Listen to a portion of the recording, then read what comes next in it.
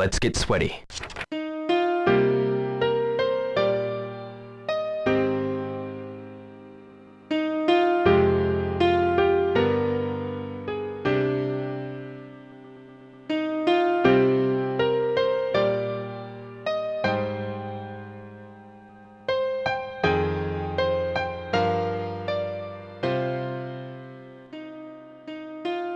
Hello everyone, welcome back to the Shenmue Dojo show.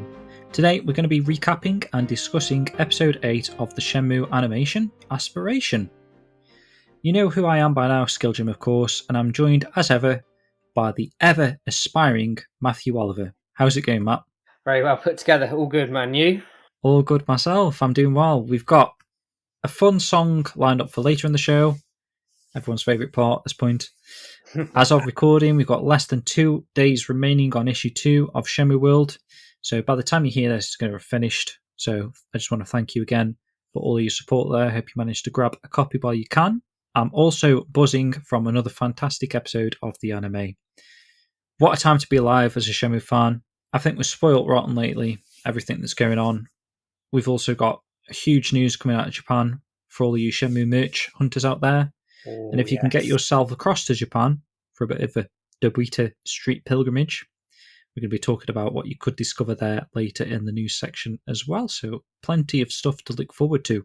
But first, Matt, it wouldn't be an episode tradition without a lightning fast recap of the previous anime episode. Take it away. Whoa, how am I going to do this in a few minutes? So last week was episode 7 Future, and it opened immediately from the end of the previous episode where Ryo finds out who Master Li Xiaotao is, who Zhuing is. He's astounded by this and almost doesn't believe it, and is invited to spar with her by Han Hui. However, Ryo is no match for her and very quickly gets overwhelmed, and she puts him into a pressure point situation, basically saying, if I wanted to kill you, I could. And it's exactly the same in the games as well. So it sort of sits there quite nicely. And then she basically tells him to go home. She's not going to help him. And then you get your credits, your opening scene, standard stuff. It then cuts to Ryo leaving the temple, Manmei Temple, and you see Fangmei for the first time. She has very much an anime type character, very bubbly is the way I'd say I'd she agree. is. Han Hui comes out and tells her to get back to work, and she runs off saying, I'm sure you'll be back. And Ryo's like, yeah, I doubt it. He's not particularly happy about it. Han Hui asks how it was sparring, and he said he felt like an open book. Han Hui says, maybe Ryo, you haven't considered that the quickest way to your destination is not necessarily a straight line, and that he should go and start thinking about the wood. So we then sort of move off, before we do that, to a very quick flashback where Han Hui also is accused Ryo of judging Li Xiaotao by her appearance rather than seeing the strength within. So it all fits into the wood. So he then says, go to Guang Martial Arts School, which Ryo goes and does, and very promptly nearly gets his head chopped off by the guys with the swords, and is then invited in to speak to the master. Ryo goes in there and speaks to him and basically says, do you know the wood? He said, I do, but I'm not qualified to tell you as I ruined a man's life. It then cuts over to a very short scene with Ryo asking for a randomer in the street, probably where martial artists are, and Joy calls over to him and they have a conversation. She asks him to go out around town. He says, no, I'm looking for martial artists. Do you know any? She's like, not sure. Oh, wait, there's a guy performing at the Golden Shopping Centre. So Ryo heads over there, opens up with the shopping centre shot. It looks like the games. And he finds our homeless guy, Zongquan. And Ryo instantly has to smash a rock. But before that, he wants his nice, cold San Miguel beer at probably 10 o'clock in the morning by this point. Or Sun Miguel, as it was in the game in the anime. So Ryo is then invited to chop the rock in half, which he successfully does. Zonquan's quite surprised by this, and Ryo says, "I'm looking for someone who's looking for who understands wood." He says, "That's not me. I don't do that anymore." He mentions Zoshan, the master at the Guang Martial Arts Hall, and Zonquan looks a little bit surprised by this and says, "No, not getting involved." Gives Ryo his cut and sort of sods off, basically, not looking to help. Yeah. Cuts to a very short scene here where Ren throws his knife at Joy while she's on her bike. She says, well, it's not a nice way to ask somebody out on the date. They have a bit of a laugh about it. And Ren starts asking about Rio, and he's interested in him. And Joy then says, well, he's going to the Golden Shopping Centre. You can see him there. And Ren heads off on his way. Cuts back to the Guang Martial Arts Hall where Rio's talking to the Master again and was talking about Zongquang. And at this point, the Master opens up and says, wow, he was a student of mine. However, he started showing moves off thoughtlessly, so I banished him. And Rio's like, oh, okay, so this sort of starts linking up a little bit as to why he's not qualified to talk about the wound at this point. Goes back to the shopping centre, and Zongquang isn't there. Rio's looking for him, and Rio then gets intercepted by some yellowheads who are also looking for Zongquang to pay protection money. And they say they let Rio off easy if he pays them, but he says no. They have a fight. Rio sort of starts taking them out relatively easily.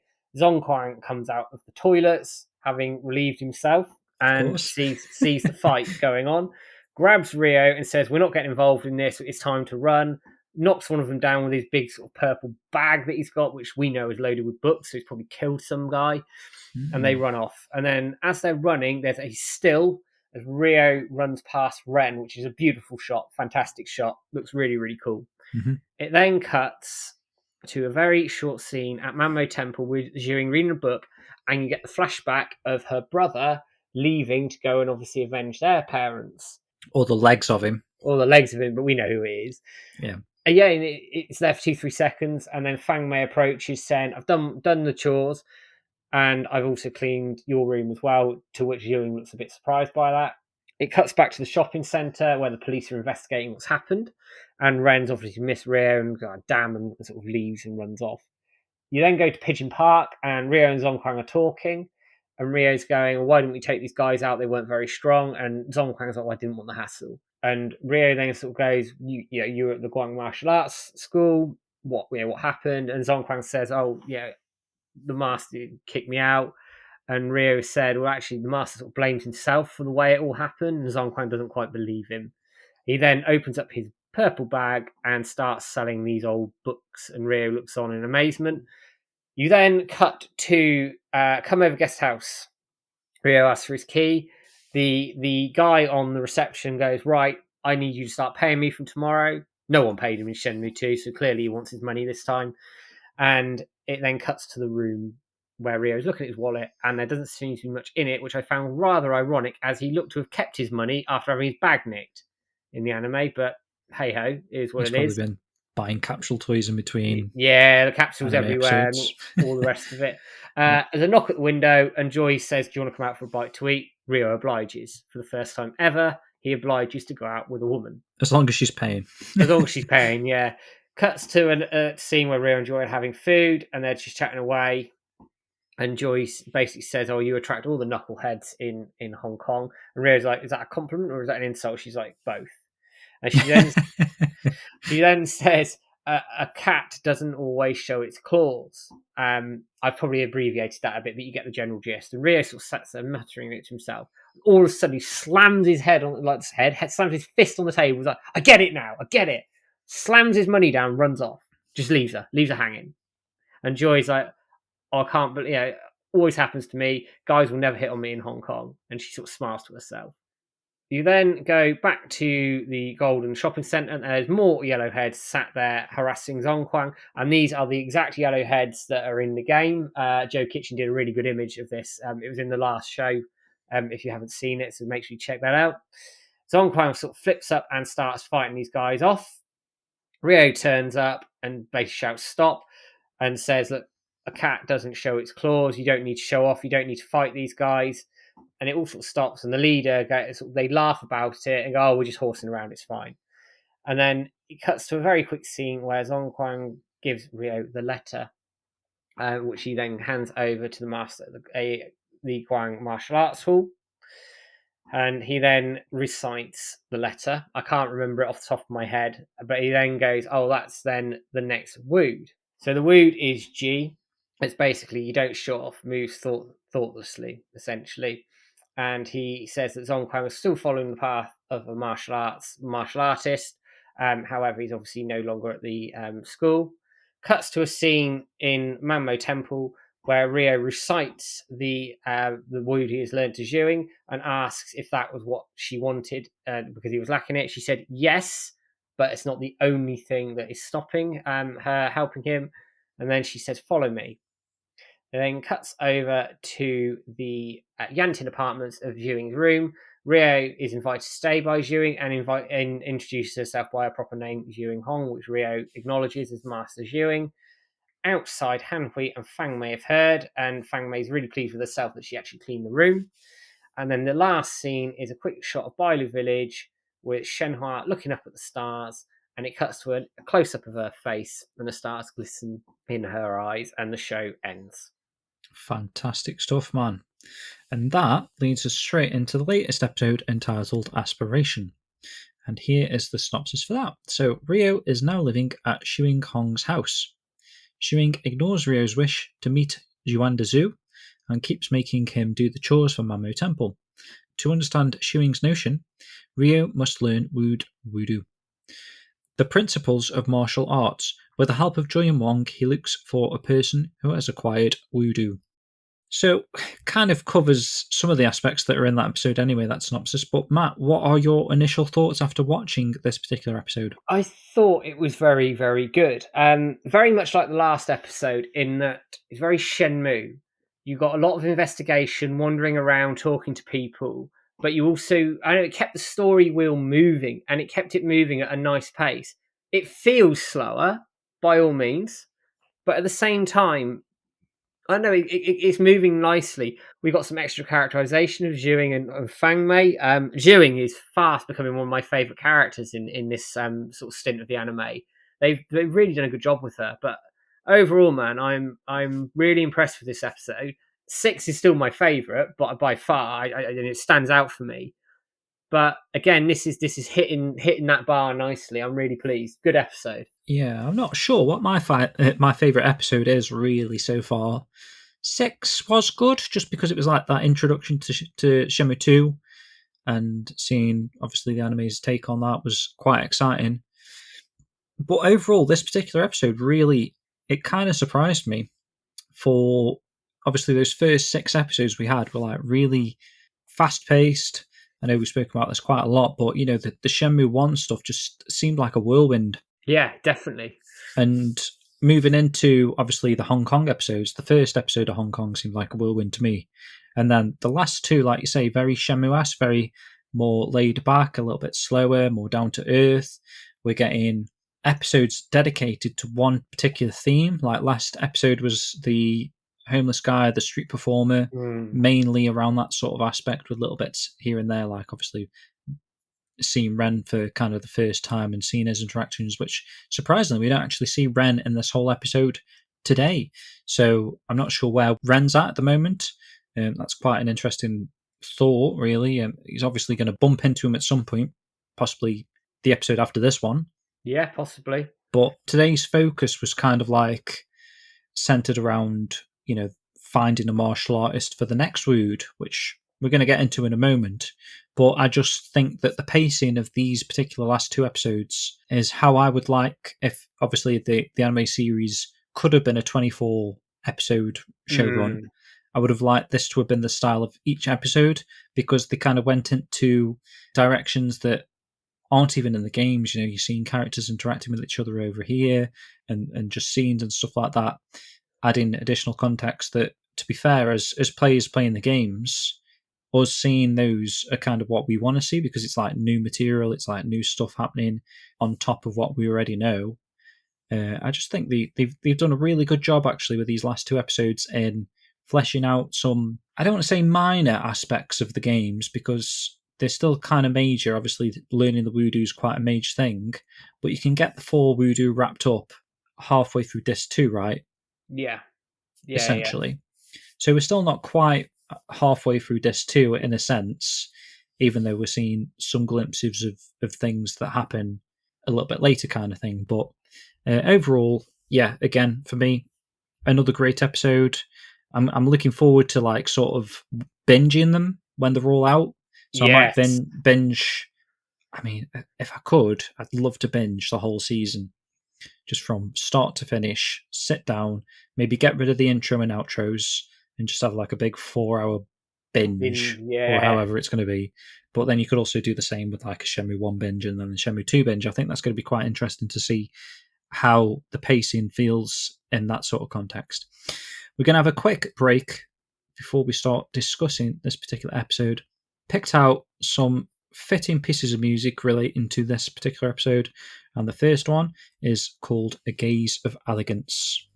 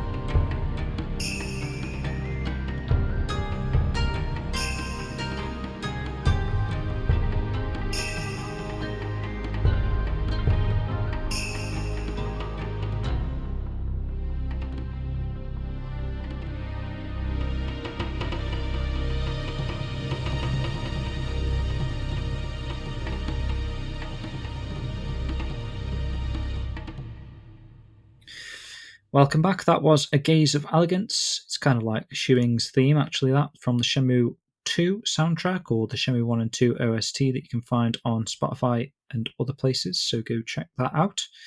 But we're going to jump straight into episode 8 today, recapping and breaking it down. So, and I will preface this actually, we've had notes kind of like half produced by Spaghetti. Might be familiar if you visit the Shenmue Dojo forums quite often. And also half of them have been done by Aravale or Hannah, who has kindly offered to pick up where Spags left off and flesh out the notes a little bit more. So we kind of start the episode. It's quite cool, actually. Quite surprising again. I like this. With a nightmare of Rio. You don't actually know it's a nightmare. I suppose you do because it's got the sort of like the flashback sort of outer glow on the shots. But you're seeing Lan Di and Shenhua So it's obviously happening in Guilin. It's that kind of like that. She's at the edge of the cliff, and it's literally a shot for shot of the bad ending of Shenmue 2. So Landy's holding the Phoenix Mirror, and if you note the previous nightmare, I think you mentioned, even though it looked like it was this bad ending previously that they used, that was with the Dragon Mirror, which was unusual because he's not normally supposed to be holding the. Hang on, is he? Have they got? Sparks has got the wrong way around, hasn't he? In the first one they did this. He was holding. I think it was episode 4, 3. He was holding the Dragon Mirror, but the exact same sort of shot for shot thing. Yes, sorry, I have got it right. Yeah. So in the previous nightmare, it was the dragon. Yeah. And this is the Phoenix, and this is the one that he's holding actually in the Shenmue 2 nightmare. That's it. Yeah. Spot on. So that was crazy to see that, and obviously that just adds a little bit of a reasoning behind Ryo's task. I suppose this is what has the potential to happen. It's a very clever use of the bad ending, isn't it? Because let's be honest, how many people actually sit in the games long enough to get to the bad ending? Not very. I think everyone's watched it on YouTube, haven't they? Really? Well, yeah. Exactly. It's not the sort of thing that a casual player will see, or somebody who's played the games a little bit and then sort of gone into the anime or vice versa. It's a very clever use of a scene that isn't widely seen through the players. I think it's great, and it's 1-for-1, isn't it, to the bad ending in Shenmue 2. It's spot on, apart from that line that I'll take your power for the Chiyo men or whatever he says. Yeah, he doesn't say anything in the anime. Which I suppose would probably confuse people if he said that line, because like I say, possibly. It's just a nightmare and no one really knows what he'd be going on about there if that's really happening. But yeah, Ryo awakes at the Daiwan apartments. That's where he's staying now. And obviously at that point you realise it was a nightmare. Fang Mei enters the room, introduces herself a lot like the game where she's holding the laundry basket. You know, every morning she comes and wakes Ryo up in Shuing's room, the Daiwan apartments. She asks if she was right, and Ryo looks confused, which then leads to a flashback to when she told him that they'd see each other around.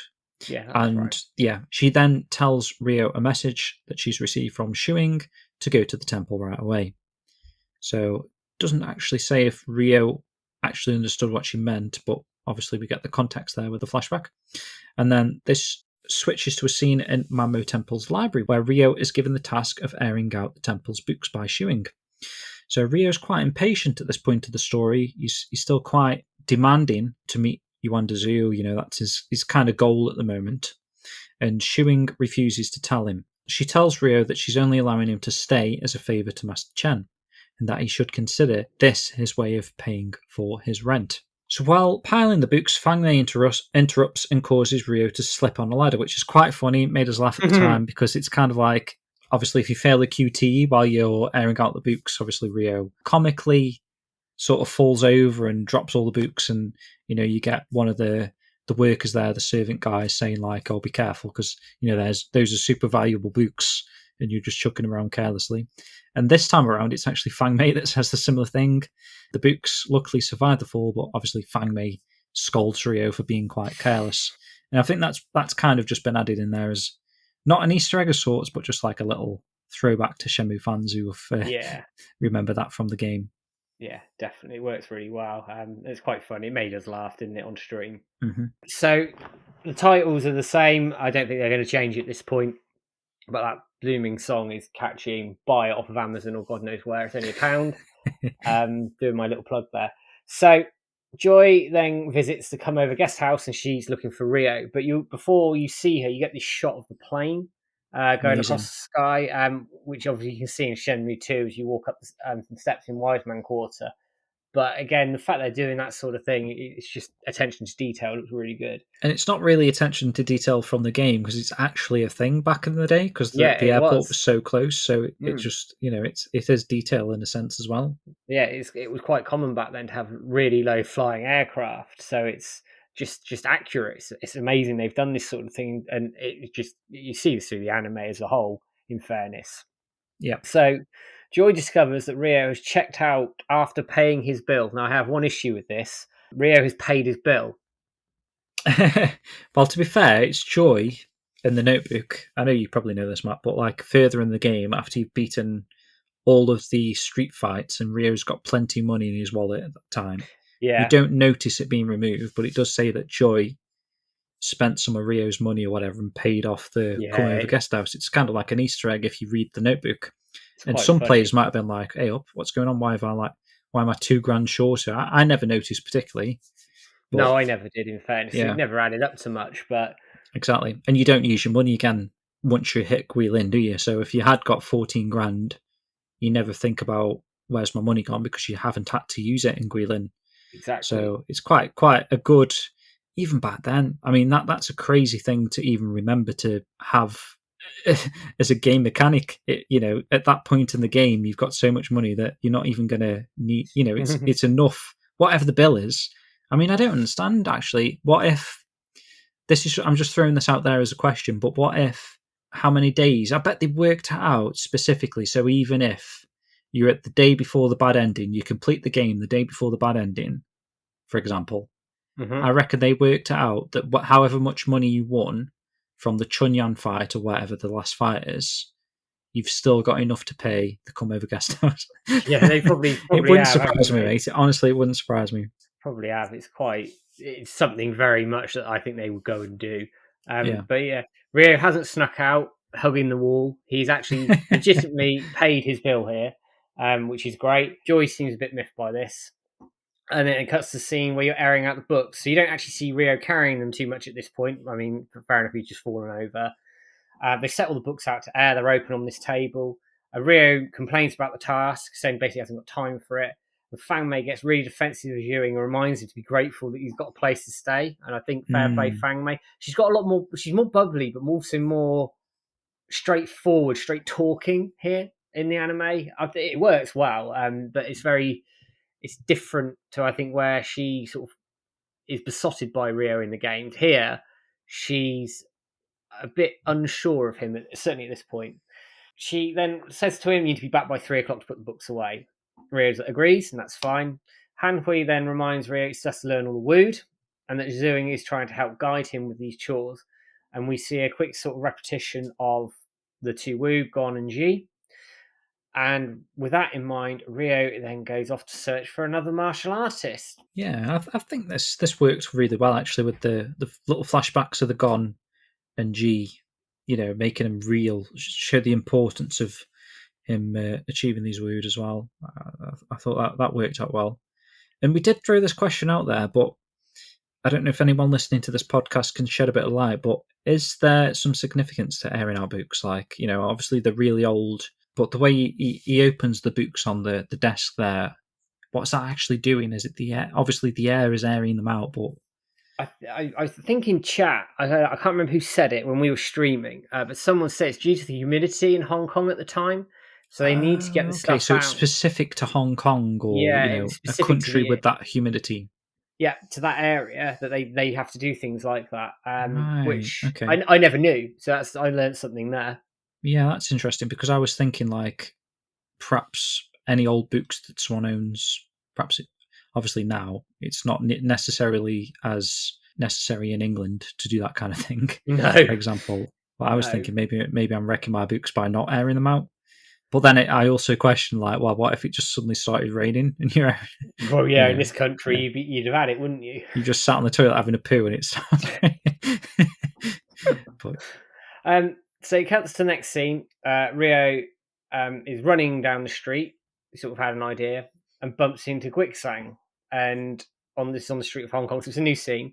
She's carrying around something sort of wrapped in cloth, which Rio somehow managed to sort of catch before it's hitting the ground while he's like sent her flying. Impressive work. Must be using the first two woody he learned. Must be. I don't know. You've always got like Matrix style reactions because that was fairly smooth how he did it. And then she makes him help her out as penance for being careless, which is fair enough.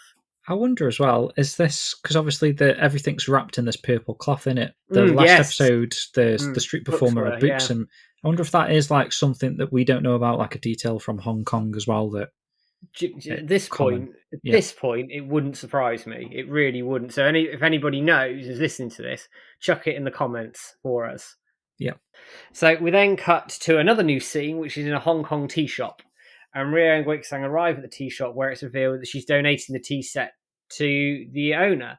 Rio asks about their value, and Guizang tells him that their worth is in the eye of the beholder, and relates that as a metaphor about Hong Kong before leaving. And I think it's quite poignant. You see quite a lot of shots through the Hong Kong stage of this anime, quite rundown buildings, rundown areas. So again, I think it's like judging things by their appearance, which Rio obviously keeps doing and keeps failing at miserably. I think it's just another addition to that context, and it's very clever how they've put that together, I think. And do you think the donation side of things, is that again saying like, so obviously it's quite a, is it a poor city? Is that what you kind of say? Like buildings are run down and stuff, and she's kind of doing her part by donating a tea set for the owner, or I honestly don't know. In the 80s, I mean, I'm sure there are areas of Hong Kong that were particularly run down. I mean, Kowloon was, as an example, yeah, was yeah, for really, sure, really run down. I do think some parts of Hong Kong were quite affluent at the time, but I do think it went through a massive regeneration project, like in the 80s and 90s, and then it handed over to China as well in the mid 90s. So I think there's probably something to do with it there. So, because I think nowadays, from what I've heard, it's quite a not a modernish city, but a lot more. I don't say a rich kind of I think area, but I think it has got that kind of aspect about it. I think these in days. some areas it definitely does. I do think there's probably other areas that don't, but they have played up, I think, some of the rundown bits here, and I think it's very deliberate actually the way they've done it. But it works really nicely. It works really well, and again, it's just sort of seeing beauty in the eye of the beholder at the end of the day. That actually there's more to something than meets the eye. You could be in a rundown building, but you don't know who's living there. You don't know, the characters that are living there and all sorts. So I think it's quite apt that they've done that here.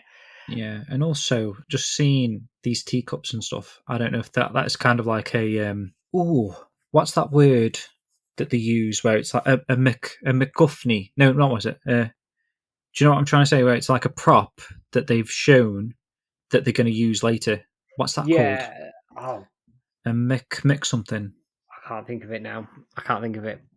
Fuck. Well, gone anyway. Yeah, but you think they might be just showing that kind of the tea set so that like next episode or whatever, when they get into the Chowan and stuff, it triggers a thing like Rio's like, oh, that guy's got teacups, that kind of thing. They could easily do that.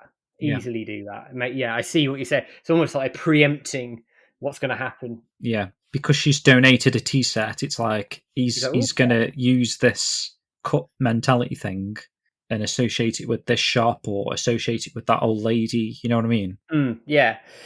So I could see that happening. Actually, could work. And then the last little bit of this scene is that the tea shop owner treats Rio to a cup of tea for helping Guixang, and Rio's then sort of sat staring into what looks like quite a inviting tea. And I don't like tea, so I'm quite impressed by that. Do you like green tea? I don't like any teas. I'm weird. Really? Oh, I just had a cup of tea myself.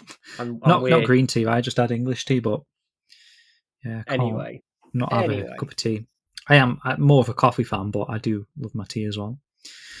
But that moves us quickly into Wong, who spots Joy on the street and tries to snatch her purse, but she's wise to it and catches him before he even gets close. I was thinking, like, at the time, like, why is Wong? Does he not know this is Joy, or is he just doing it as a laugh? But seems like he was doing it for laugh because she mocks him with the "Help Me Mister" routine, which Wong reveals only ever worked on Rio. Joy asks if he's seen Rio after learning that he's checked out of the hotel, and Wong offers to help, but for a price. He's just after money all the time, isn't he, Wong? He is, and Joy's like, you what? Yeah, which then leads to like a nice scene, actually, which is kind of what I was saying now, the showing glimpses into other character interacting with each other. But we've got a scene of Fang Mei and Shuing now discussing Rio. So Fang Mei's airing the laundry when Shuing appears dressed casually to leave the temple, and they start to chat about Rio, and Fang Mei reveals that she had to help with his chores and seems to have a low impression of him, while Shuing reminds her that Rio needs guidance. And then the pair head out into Hong Kong. Anything else to add about that scene, Matt, before we move on? The only sort of funny thing I had about that scene was where Fang Mei turns around and she's saying, I'm going to whip his butt into shape. Yeah. That's quite funny. So, again, she's a bit more bubbly up front. She's not... I think they're balancing, because obviously when you've got Joy Jiwing, and Fangmei. You've got what is a common theme here? You've got sort of three very strong female characters here, bouncing Yeah. off each other and sort of having different traits. Sort of putting them together, I do think almost some of them carry very similar traits to what the Nozomi had earlier on. So they've almost taken bits and pieces and put them together. And I think Ewing's portrayed beautifully in the anime. Actually, I'm really I really agree with that. impressed. Fangmei's kind of been added for the comedy sort of character. So Mm. obviously in the game, she's still might, but she has a lot more affection towards Ryo. Like even when he is Yes. making mistakes like this, whereas they got the impression of her here that she's a bit annoyed that she's had to help him, at least at this moment. Anyway, She's much less tolerant of him, I think, at this point. But that could change, I suppose, as she gets to know Mm. him. But anyway, that moves us on to Joy and Wong again, catching up with Ryo. So Ryo hears Wong doing his help me mister routine as a joke, and then Ryo remarks that it only works once, which was quite cool, actually, because I think Wong comes running up behind him as though he was going to steal his wallet or whatever again. Yeah. And then Joy comments that Ryo is getting used to Hong Kong if he's not falling for scams like Wong's anymore. And then prompted by them asking where he's been, Ryo reveals he's been staying with someone and that he's currently looking for martial artists, which causes Joy to mock his single-mindedness. I suppose Joy's might be a bit offended at the moment as well. He's obviously not staying at the come over guest house anymore. And she gave him a bit of a funny look, didn't she? Almost like a "who are you staying with" look. Yeah, exactly. And then Wong reveals he's seen a martial artist in Pigeon Park, which again, this has me thinking now, what actually did this achieve? Obviously, we'll get to it in a moment. You take these next couple, man, and then we'll have a little discussion about what the point of this was, whether it was just fan service or did it actually move the narrative, because I don't think it did. I thought it was clever how they did this in terms of fan service, because as you say, I don't think it moved the narrative so much. I think it checked some boxes in terms of the steps to moving the narrative. But we get to Pigeon Park and we see a lady practicing martial arts. This lady, believe it or not, is Eileen Edelweiss, who, for anybody who's played the games a lot, you need to talk to get to the duck racing. But quite honestly, when I say this, you can go through the whole game and not talk to her. To be honest, I think it's harder to find her than it is to bump into her. I would agree with that, actually. And I'm sure in my first playthrough, I didn't speak to her very much, if at all. And it was only through playing it again did I. And reading a guide or something like that, because you don't know that she's just practicing martial arts in the middle of Pigeon Park. She's there, isn't she, doing it? And I like, this is amazing they've done this sort of stuff. Yeah. So Eileen can tell that Ryo is a martial artist and asks to spar, which she does in the game. Actually, their first interaction, she asks him, and he declines here as well. But she doesn't take no for an answer. Whereas obviously in the game, she sort of apologizes for being up front. And then when you go through later on, you do the you start getting the medals. You obviously fight her to get one of the medals. But here she spars with him, sort of almost forcibly takes it upon herself to do so. And Ryo sort of dodges, gets out of the way, grabs her leg, doesn't he? Yeah. Grabs her leg and sort of holds it there. Looks like she was about to do the swallow dive, actually. Yeah, well, she didn't shout it, so I don't know. Very anime, that is, to shout moves. They do it in Dragon Ball Z, like Kamehameha and stuff like that, and all that sort of stuff. Nice, yeah. Wong teases Joy about taking Ryo off the market. She's not happy about this and grabs him by the cheek. He's like, nope, not having that.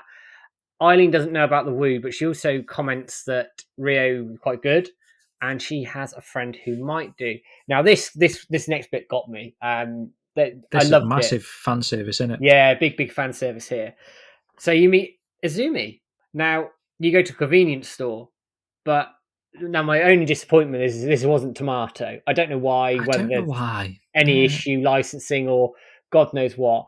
It does make you wonder, doesn't it? Because I'm sure the Tomato convenience store is not a license of anything. Pretty sure it is made up in the game, yeah. So it seems strange that they wouldn't show. Because we didn't have it in Shenmue 1, so this kind of would have made sense why they didn't show it, because they had this lined up for us, but then they didn't even show it here. So this is really strange to me. Weird, but I mean, shed some light on that. I mean, I'd love to, and I can't, unfortunately. I just think they just obviously, for whatever reason, haven't included it, be it licensing or something else. It doesn't matter in the grand scheme of the scene, but that would have been a really cool little bit of fan service if they'd done that. Yep. So they go into the convenience store. and they meet Izumi, which is great. And I know on stream we were both, oh yeah, this is great doing this. And she asks if Ryo is Japanese and whether he's a tourist or studying abroad like she is, which is very similar to the conversation they have when they first meet in the game. Wong reveals that he's searching for martial artists, which prompts Izumi to throw a punch. Very forward there. Ryo catches it and quizzes her about the wound. Unfortunately, she doesn't know about the wound here, and it ends the scene. But sort of coming into this, narratively, it doesn't move the story on massively. I suppose it's like it's ticking a few people off. She doesn't know about martial artists. She doesn't know about martial artists. He's struggling to find out about the wound. But yeah, it's really strange that they've introduced two characters here who only have like minor roles in the game. Like, it's really funny. It's really funny because to us, as guys who've played this game through and through and know them like the back of our hands, it's the ultimate fan service, some of this stuff. Yeah. You don't have to include Eileen, you don't have to include Izumi, you could do something different, but they've done it anyway. But for people who obviously haven't played the games, these are two random characters that just happen to know martial arts. So that surface level stuff works really well, but that deeper sort of Easter eggy type thing is really well done, really well put together. That's probably the explanation, to be fair. Yeah, that's probably why they're in the anime. It's great, absolutely great. Really, really fond of that, and they did it really well. 100%, man. So we then, after having our fan service and Easter eggs, we cut to Zhuing and the Land Sharks. So Zhuing and Fang Mei are walking in the street in Hong Kong carrying a bag each. They hear a kid calling out. And they stumble upon a scene where a small boy is shielding, I think it's his sister, from two men threatening them. One's got a rod. And the boy kicks the one with the rod in the groin. Fair play. Who responds by raising the rod to hit the kids. And Zhuing at this point interferes, holding the rod and then saying, "How dare you fight a child?" And then Zhuing asks Fang Mei to take the kids to safety and discards the rod. The thugs here, they're yellowheads. And again, I'm going to make a point of saying Joe Kitchen put this scene together in the game engine when we were streaming, and I'll show it on the podcast for everybody. But these guys are yellowheads from the game, so it's again pretty well. They're one-to-one from their game models, which is great. Just a different context how they're used. And the thugs say they don't care that she's a woman; they'll just beat her up anyway. And the camera sort of zooms in on Zhuing, and she's staring them down. And the thugs are sort of growing increasingly worried. What got me here was her eyes. Yeah, like she in the game, she's very cold. She has this very cold stare, especially when she's talking to Ryo about revenge, beating him and training him. She's this very cold look and stare. Here, she's got more. She's warmer. She's a much warmer character. They're giving her a bit more to say and do, and developed her more, which is great.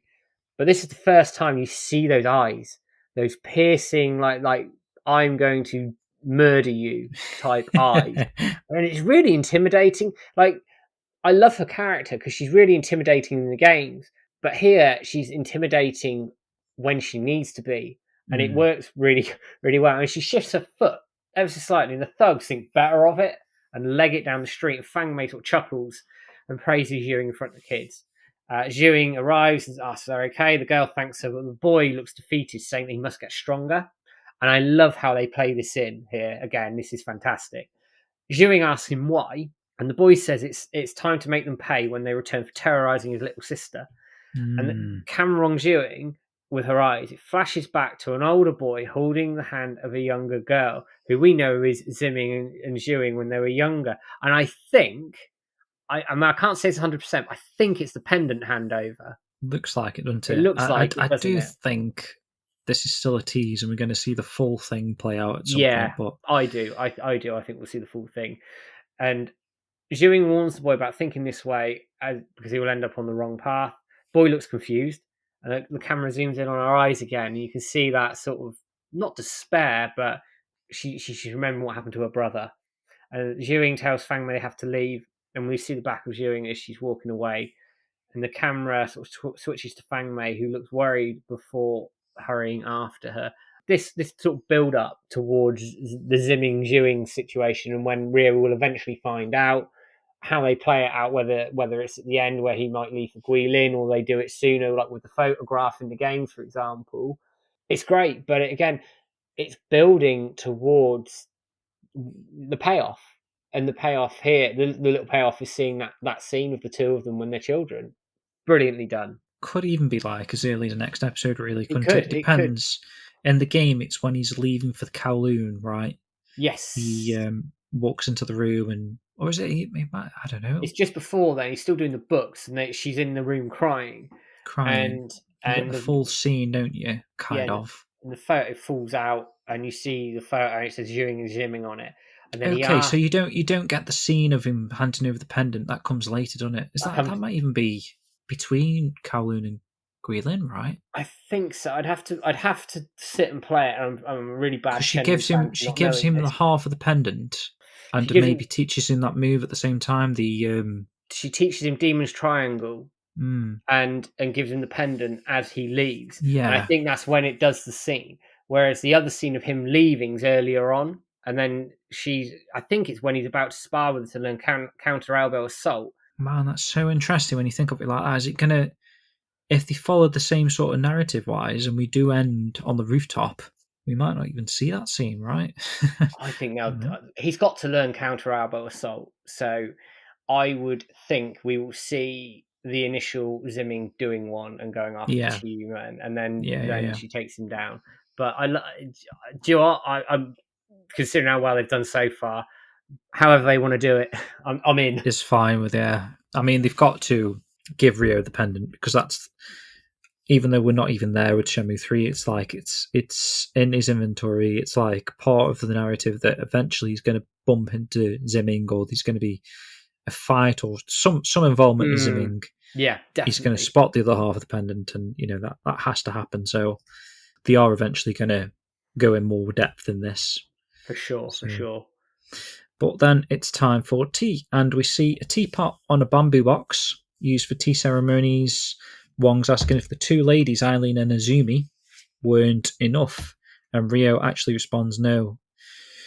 We see Ryo, Wong, and Joy sitting around the same table having tea. So he's having a second bout of tea. He must have suddenly started getting addicted after that. Well, it's better than free garlic. Sample. That's how they get you, with a free sample. That's it, isn't it? Game over. Yeah. So Wong's pondering who Ryo might now be looking for. Then there's a sound of a crash, and Ryo looks up and sees two men arguing across the street, one of them refusing to leave and the other threatening to punch him. As Ryo makes his way to interfere, Joy actually stops him and tells him to not bother. She and Wong explains to Ryo how no one cares anymore, how that one guy is a land shark, and that the land sharks bully people to leave their flats so they can be torn down and new buildings put up, lining the pockets of the investors. So we get a bit of context, actually. I know we were talking about this in the stream, but you don't kind of understand what the land sharks are attacking Glicksang and the Yanton apartments for.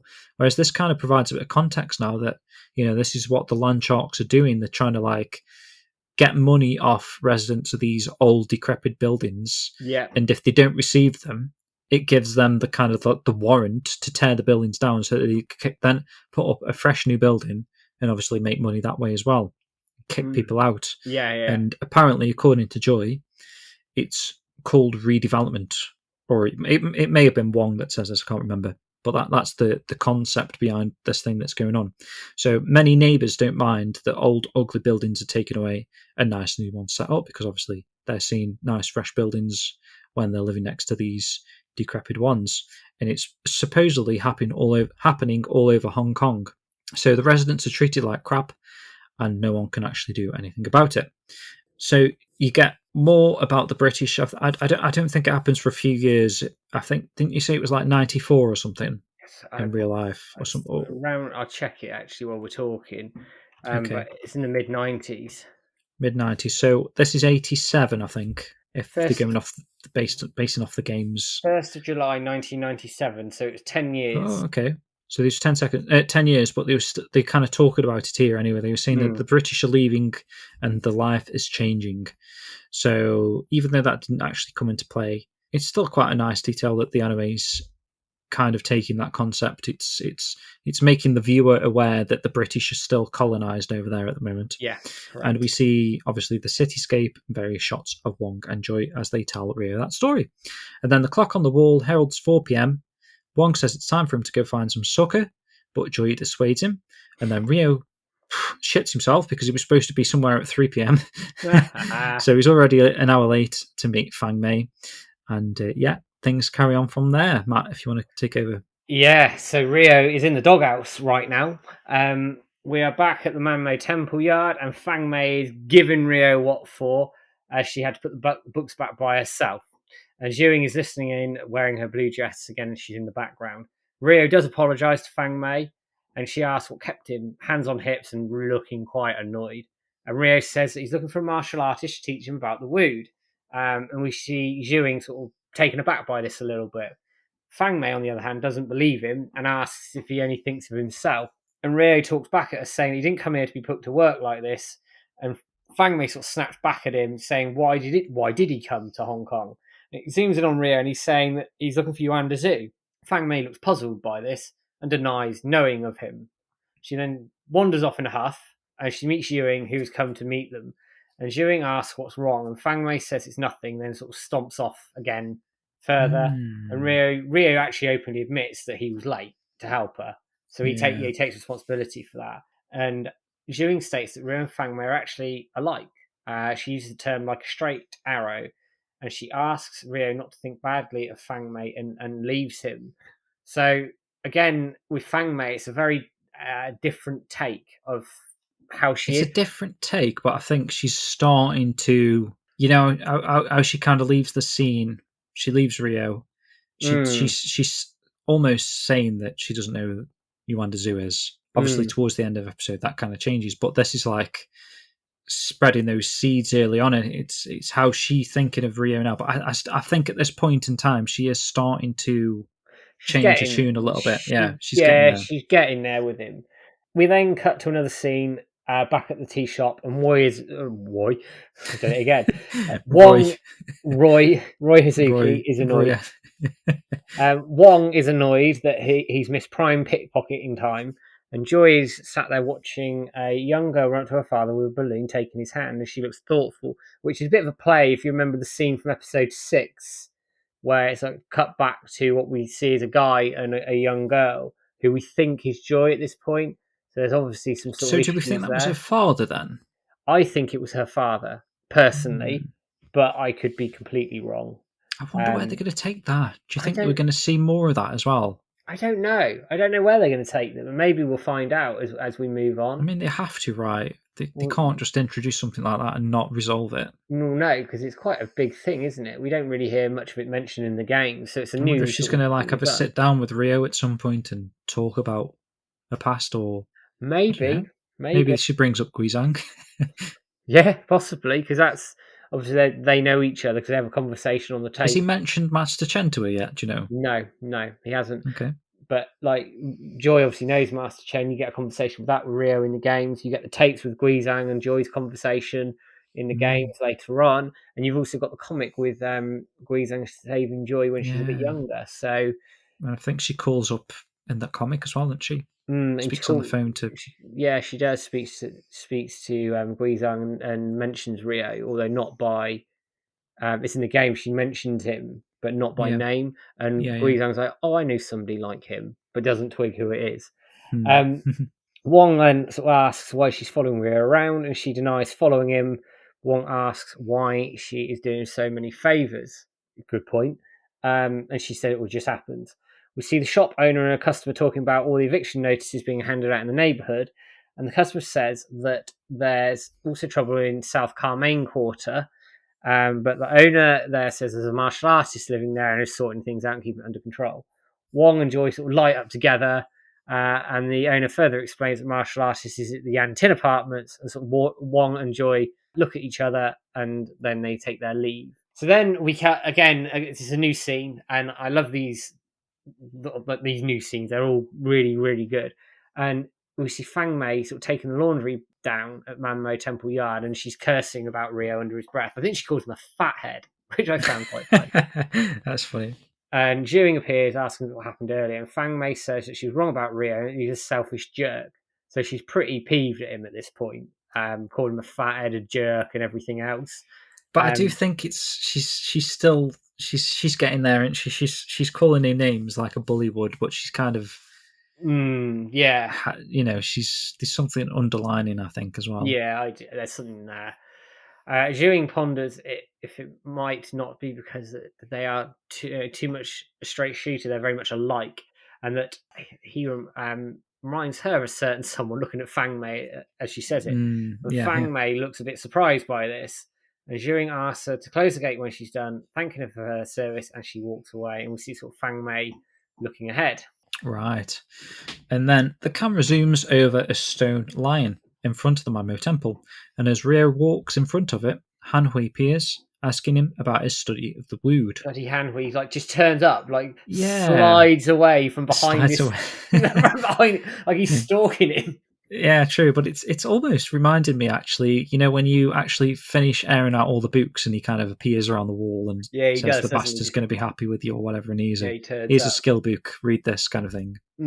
Kind of reminded me of that scene. But Ryo actually looks defeated, saying he thinks that even if he knew every wood, Jiwing might still not help him. And he says he's no close to finding Zhu, which defeats the purpose of him even coming to Hong Kong.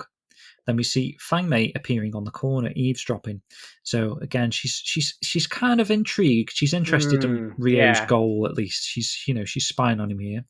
Hanhui's not impressed. He asks Ryo, why are you even practicing martial arts? Ryo straightens up, clenching his fist, and asks what that has to do with him being in Hong Kong. Hanhui berates him, telling him that he appears to only see the path that lies in front of him. We then see him looking stern while he explains that new sights surely is an important part of travelling, but that Ryo's focus is not enough, and it's far from enough. Ryo looks even more puzzled, and Hanhui repeats, yes, you are lacking. So this zooms in on a distraught Ryo, and we see a flashback of him having some sort of teaching from Iwao, his father, who explains that he's lacking. It's kind of like in one of the very first, I think it is the first episode, he says, I'd never understood what my father was teaching, kind of thing. And obviously he tweaks a little bit when he's fighting Chai. One of his father's teachings, he's like, okay, I finally understand what my father was saying. And then throughout the kind of series, he has twigged into like some of the stuff his father's taught him. And I feel like this flashback of Iwao telling him he's lacking, again, he hears this and he kind of twicks like, I now understand what he meant. Yeah, definitely. So Ryo asks Hanhui, not enough what? So we see Ryo and Hanhui keeping eye contact, and he states that perhaps Master Tao Li Shao has known the answer to that all along. So Joy and Wong come running around the corner and tell him about the Yantin apartments, that they've heard about a martial artist called Quicksang living there. Ryo thanks them and runs off. I feel like they come like saying something's happening with the apartments as well, right? Like the land sharks are attacking. They sort of come over sort of very excitedly, like something is happening. I don't think they explicitly say what's going on. Right. But they come over, like make a bit of a ruckus, which Hanhui doesn't look too impressed about it either. No, exactly. And Fang Mei actually follows Ryo running after him. And that leads us to the Yantin apartments, where the land sharks are sort of messing with the Quicksang, and she's scolding, cussing them off. And we see she's faced with a whole group of these thugs, including two. That obviously that image you mentioned about Joe Kitchen, who placed them in that kind of scene with was it Fang Mei and Shuing? Yeah. Where one of them's nailing Shuing with like a big stick or something, and she grabs the stick in that image, which you'll probably show a picture of. But yeah, it's those thugs again. Oh yeah, it does actually say those are the two that were earlier threatening the boy and the girl, and one of them moves to hit Quicksang, but Ryo stops his fist with his hand. The thugs ask him who he is, while Quicksang recognises Ryo from earlier. Ryo tells the land sharks to beat it. The land sharks say that they have business here and that they are on the right, as they are making this town new again, hinting back at that story that Wong and Joy told Ryo in the tea shop. So Ryo tells them not to make the same mistake that he did, and the thugs ask what he means. Ryo explains that while there's nothing wrong with new sights, he hadn't focused on the scenery, the present, that was all around him, echoing the lesson from Hanhui. The camera zooms over the old tired buildings. We then face Rio, who was telling the Landsharks that they're doing just as he did. They tell him he's full of shit and runs in to attack him. Rio easily fights them off, and we see Fang Mei arriving at one corner watching. So he kind of like knees someone in the face, Oh, doesn't that he? knee. Yeah. I felt that. That was horrible. Pretty brutal. But Yeah. to be fair, a lot of the fight scenes have been quite brutal, aren't they? Really, it's They like have, in fairness. one and done. Yeah. Everyone fucks off after a knee to the face, I suppose. So Rio continues to fight them off, and Guixang looks pleased. After defeating the thugs, he asks if everyone in the neighborhood is a kung fu master before they all run away. Guixang asks Rio why he came. He faces her and says he wanted to learn about the wood from a martial artist named Guixang. Does he not know her name at this moment, by the way? No, he doesn't. Okay, so that kind of twigs, and she asks him why he then helped her out. And Rio ponders this, but then says that, you actually told me. And then you kind of get a flashback to the scene of him telling him in the tea shop that the value lies in the eye of the beholder. Rio continues that to him, protecting the people in the city seemed like the right thing to do, which gets a bit of a smile from Guixang, and she says that that is one of the wood to act without hesitation, to do what is right, and that is called Yi. So we see the scene freeze and the character for Yi appearing next to Guixang. So that's the third wood he's just learnt there. Yeah. And we've got the remastered theme playing in the background. That sounds really cool. It's like a remix of that. Love it. Rio asks if she's serious, and she confirms and introduces herself as Guixang at this point, so now he knows.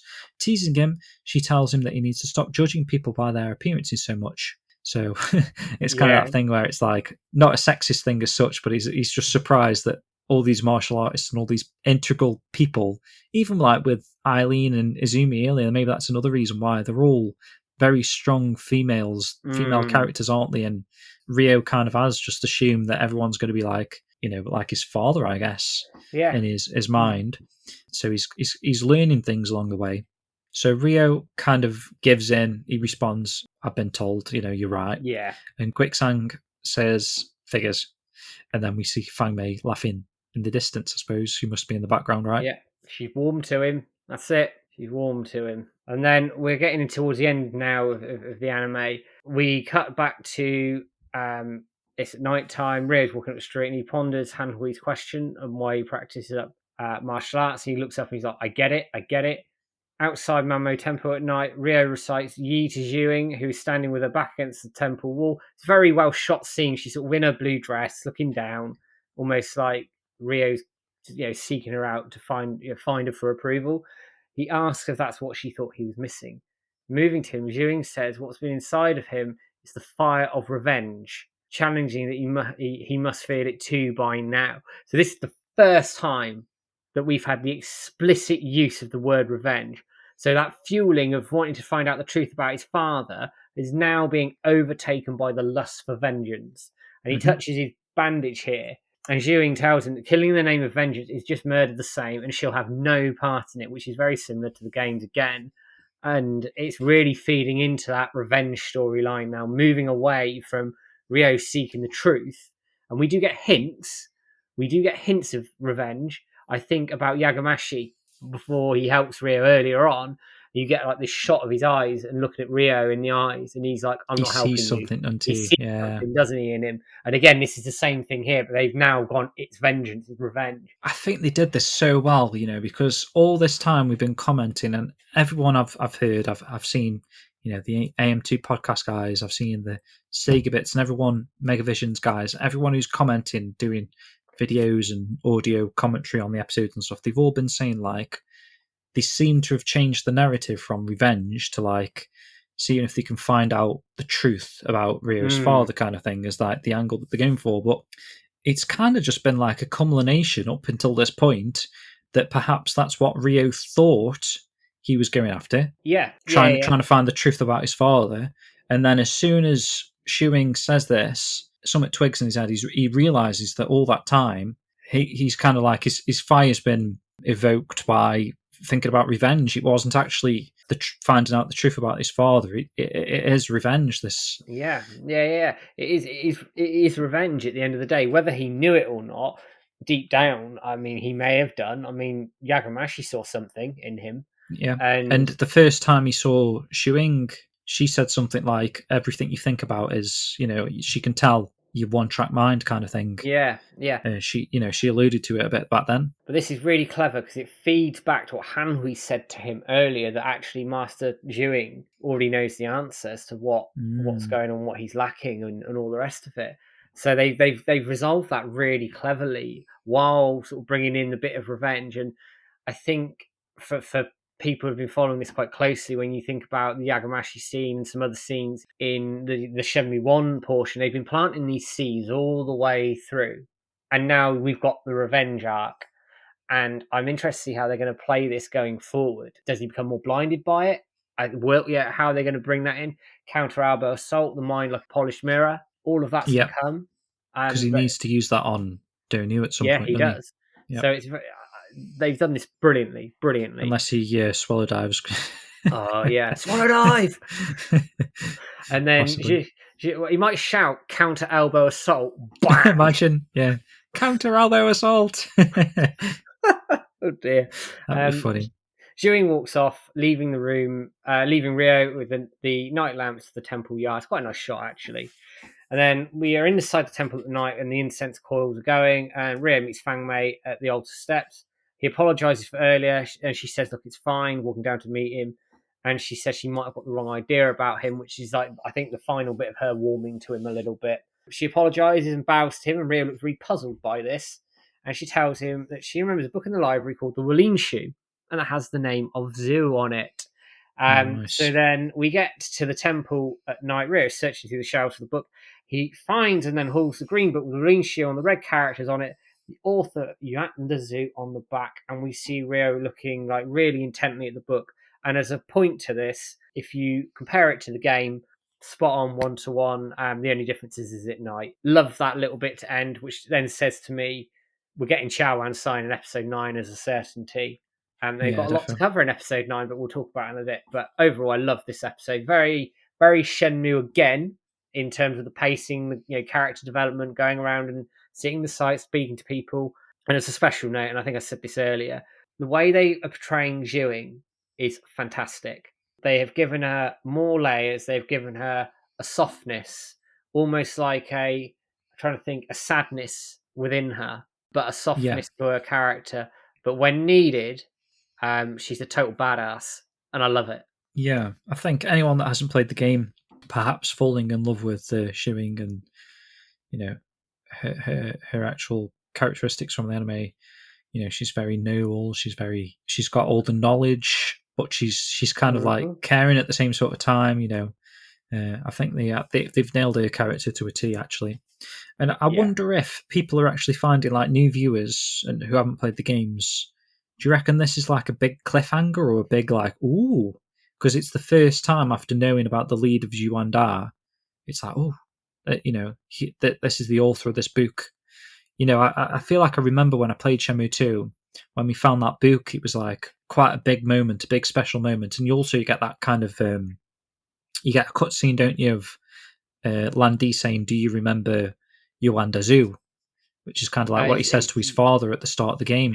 Do you remember Zhao Zhengming, is what he says. Oh, yeah, of course. Sorry. And then it cuts to the scene, and you look at the book and you see the name in the Walinshu. That's it, mate. That is it, yeah. He sees that name in the book, doesn't he? Now, I'm nigh on certain that we will get that scene here. Yeah. They will cut and do that thing here, and you'll see it in the book. I hope they do. That would be cool. That would be cool if they pick up from where this left off, and then, like, say, the paper falls out. And we also know that he's going to discover the Chaowen sign on this paper, and these things that have been hinted at throughout this episode, like I mentioned the T set earlier. Like, that's kind of like a hint. It's going to trigger him to go find Quicksand or whatever for. Ask about or it's going to trigger something about the T set anyway with the 4 cups he's got to do with the Chaowen sign. So let's have a quick music break anyway, Matt, before we jump into the next episode preview, what we saw of that. I'm going to play the piece of music. It's kind of the theme song of Fang Mei, and it's called A Lovely Girl.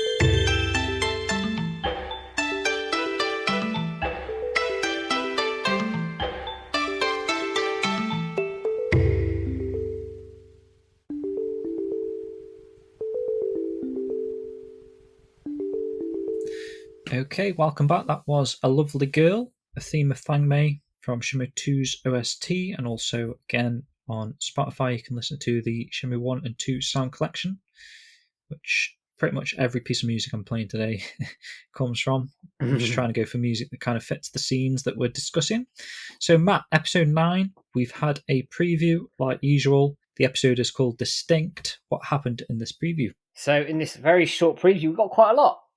So it opens up with Ryo in Guixang's apartment with the bit of paper that's fallen out of the Walene shoe, learning how to make the Chowan sign. There we go. And she's saying that friends of Zoo see this, they'll probably get in touch. And then cuts to a scene of Ryo in a tea shop. He makes a sign. Somebody sees this and gives him a note. And it says, meet at Manmo Park at 9 o'clock. And then it cuts to a scene where Ryo turns up at the park and gets whacked on the back with like a metal, I think it's a metal pole, and taken down, which is a scene in the games. It's one of the optional fights in the games. If you do it at a certain place, you get this fight, and then Ryo can fight the guys off, or B, he gets taken out, Zhuing takes him out, and then you wake up to Fang Mei sort of nursing him better the next morning. So we're definitely getting Chowan sign for sure in this episode. I'm intrigued, and I think I said this on stream about the wood here, how they're going to fit the last wood in. With the barbershop, are they going to make the link with the barbershop knife to Ren's knife maybe and put that together? But yeah, it looks good. I think pace is going to quicken soon. It's going to quicken up from these last 2 episodes. There's a lot to cover with sort of 4 or 5 episodes to go. Yeah, the last 5 episodes.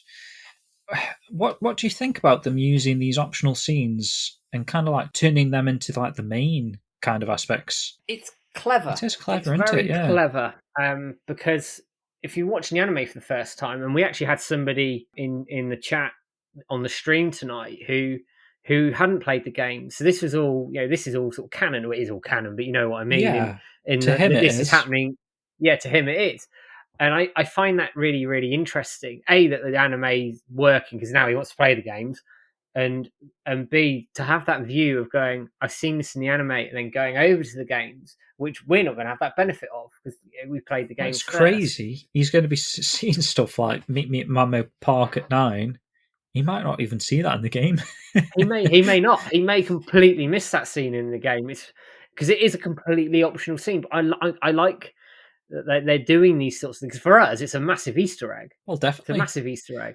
It's crazy. It's crazy, really, because like you say, I mean, it makes sense because I'm thinking what's going to happen next. So we saw he gets hit by this pole, right?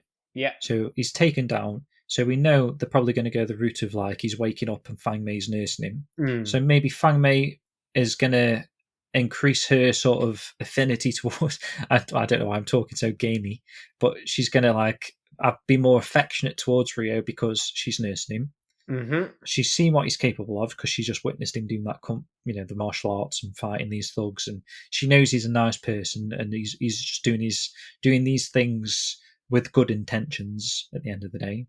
So she's going to get a bit of affection towards him by nursing him, and then obviously that's also fleshing Fang Mei out as a character who, I mean, a couple of episodes ago, we were worried whether they'd retconned her. Do you know what I mean? So it's like she's an integral part of the story going on at the moment, and she's also the comedy aspect of the anime that was missing since Goro, if that makes sense. Yeah, it makes sense. It just works so well. Like some of the decisions they've made is just working really well. And obviously now we know we're going to get Chowan sign, so he must find the paper from the book. He must go to Guixang at some point. She's going to teach him what to do. He's going to go to a tea shop, which then gets this meet me at the Manmo Park. He probably might even skip out the meet me at come over guest house or whatever. Yeah. Because that's unnecessary. That's just a gamey sort of aspect. So it'll probably go straight to Manmo Park and then he'll get hit. And then whatever else you expect from that episode, I mean, I don't know. We should really, the way they've gone, learn the 4th voodoo, which is going to be done. I'd be surprised if we didn't at this point. Which obviously in the game, you learn that from a barber. But like what you were just saying, you could see them doing as a different sort of aspect, maybe. Yeah, I could see like Ryo learning the barber shop thing. Obviously, we all failed this Q2E about to sort of feel the movement of the blade and feel the malice or not. I can't remember the exact word that Dan is. You mean? Yeah, I can't remember it. Yeah, it must be like don't move. Anyway, we'll forget it. Good fans that we are, forgotten it. Throw it up on the screen. Yeah, throw up on the screen. And I wonder if they'll link that to like when Rio meets Ren and how threatening Ren might be with his knife, because Rio might almost, I don't know, use that teaching to sort of shock That Ren. made the gods be with Yeah, you. because Ren And then might he doesn't move. grab the knife and stick it to his throat, sort of thing. Rio just sort of stands there and stares him out, and is like, "Yeah, what you gonna do?" Yeah, That'd be quite a cool way to do it. that would be cool. They've got a lot to fit in, because I think Kowloon, in my view and a personal opinion, could do with 4 episodes really. And if you fit that in and Ren and Rio meet, I mean, I suppose you could take out the Lucky Charm chase, not the Lucky Charm chase, the what's the name of the building they go to? The Lucky Plaza. I knew there was Lucky in it. So I do wonder whether they cut that out. Do you need that? I mean, it depends how they, because Ren's looking for Rio here at this point. it's such an iconic scene, though, isn't it? When they fall off the bamboo. I mean, it was in all the promo material. Scaffolding. Yeah, the promo material. So I do wonder what they're going to do when they are. That's how Ren sees the mirror as well, and says like, "There must be something more involved. Meet me in Kowloon." Yeah. That is that scene. So I think they've got to do that. It's strange. I don't know how they're going to introduce Ren, because they've introduced him. Could they do it? Could they do it in such a way that Rio meets him there at Lucky Plaza, has like a bit of a to do with him? Oh, do you still think they might go down? Because we've seen Wong steal money from, or keep attempting to steal money from people. Maybe we'll see Ren again, and he's changed his plan now. Instead of going after him, he's going to like spread the seeds for him to be found. Yeah, possibly. And then that is the 500. Yeah, maybe. I don't know. It's just a suggestion. I'm very intrigued as how they're going to put this together, and then how they do the Kowloon arc. But we'll get to Kowloon in a few episodes, I'm sure. I'm looking forward to it though. It's really good. Yeah, me too, man. So far, so good. So let's jump swiftly into everyone's favourite aspect of the show, Jim's 80s disco corner. Whee! So I'm going to send you over another song, Matt. I never went back to poetry, by the way. I've always been doing songs. Hopefully you're familiar with the song, by the way. Hope so. We'll find out in a minute. Hopefully people are. Oh, yeah. I know classic song. I know the song, yeah. I think there's got to be people that know what this song is, right? Oh, yeah, I know the song. Yeah. Okay. I probably people don't know the verses, so that might be quite interesting. Yeah, I can tell you now I don't know the verses. Okay, Matt, are you ready? Yeah, go for it. So the song I've entitled "The 4 Voodoo Changed My Life." 'Cause the 4 voodoo changed my life. My life, oh yeah. The voodoo changed my life. 'Cause the 4 voodoo changed my life. My life, oh yeah. The voodoo changed my life, life, life, life, life.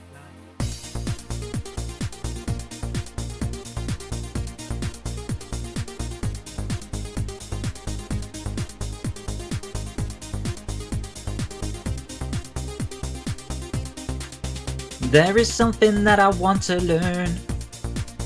Oh, just 4 little ancient words. And take me to Jamin. He'll make you hit his tree. Oh, won't you use the iron palm? Fill the floor with leaves again. On the ground below, until I hear you say, the 4 voodoo changed my life. My life, oh yeah. The voodoo changed my life. 'Cause the 4 voodoo changed my life. My life, oh yeah. The voodoo changed my life, life, life, life.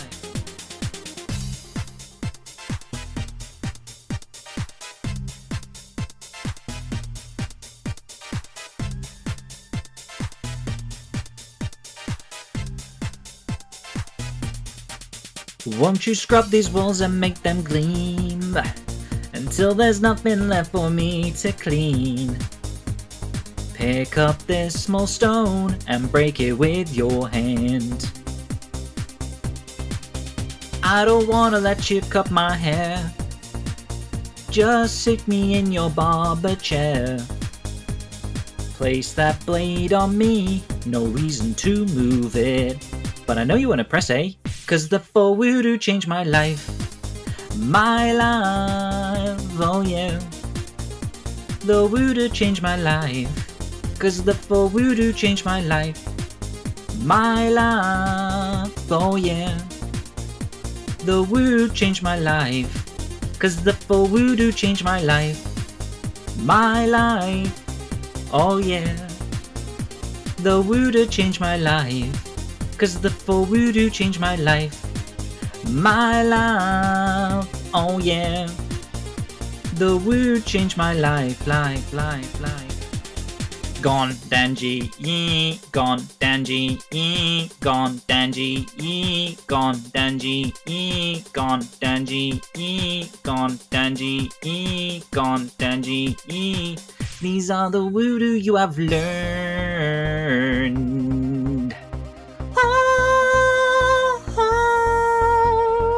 These are the voodoo you have learned.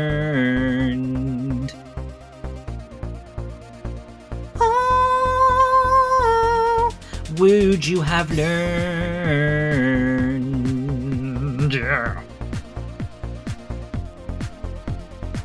These are the voodoo you have learned.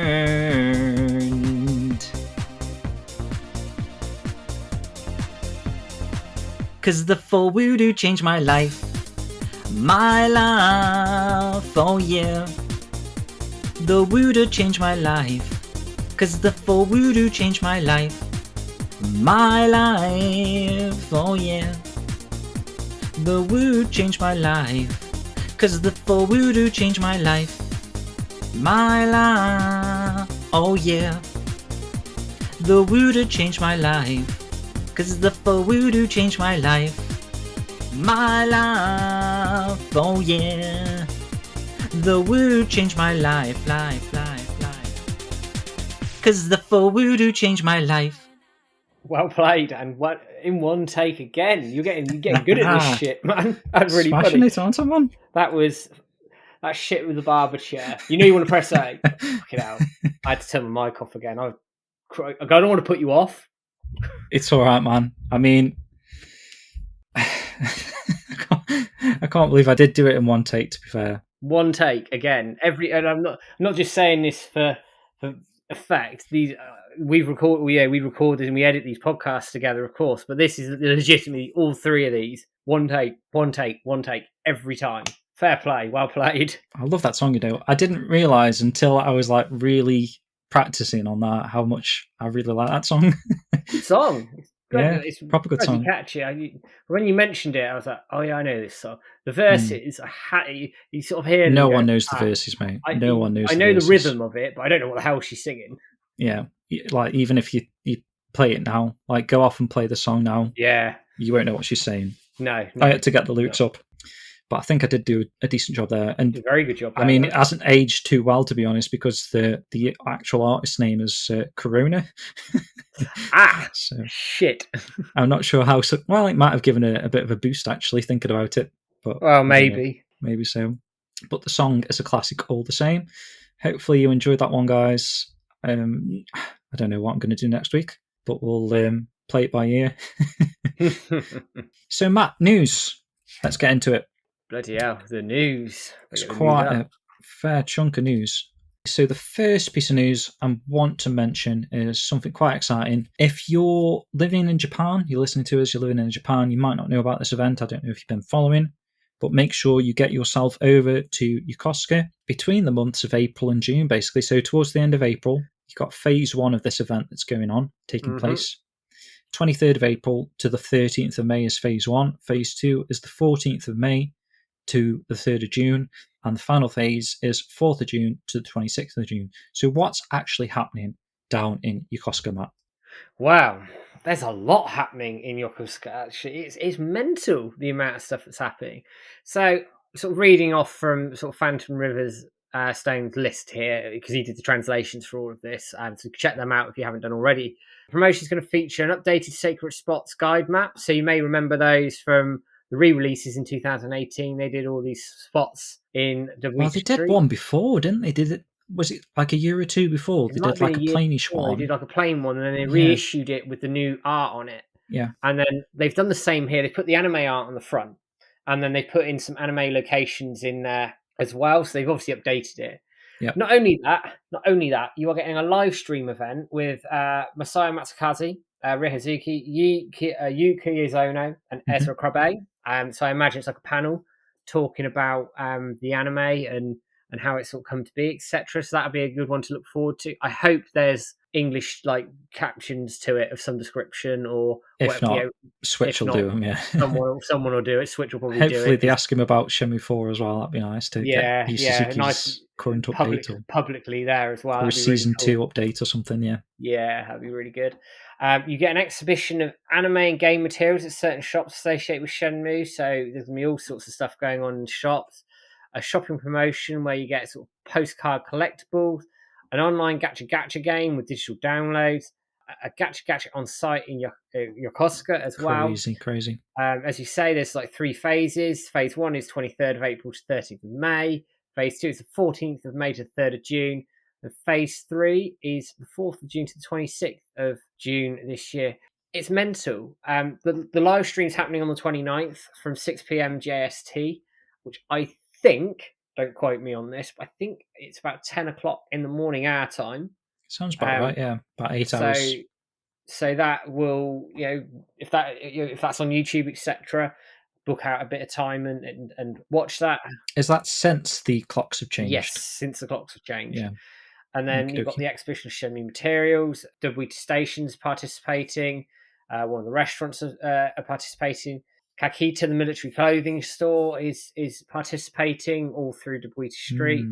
Loads of stuff. Shopping promotion. You've got 18 postcard designs. It reminds me of the placemats that the little placemats they did. Oh, the coasters, yeah. Yeah, and you like bought things in shops and you get one, etc. They're same really, sort of thing going on here. You buy stuff from the shop and you get a postcard. They're really expensive as well. Those mats now, so I could see the same sort of thing happening here if you can't get hold of them. But like per 500 yen purchased at a shop, at one of the shops above, you can get a postcard, maximum of 4, while stocks last, and there's 6 designs. That's sneaky, in it. So like you can't just go to one shop. You've got to go to at least a couple. And I don't know if they're going to be random or what. I don't know. If anybody wants to get me and James any, let us know. Happily pay for some shipping and your time. Or if they want to send us like a few sets and we can give some away or something. If guys, if you're listening over in Japan and want to send us some, we'll give some away through the dojo.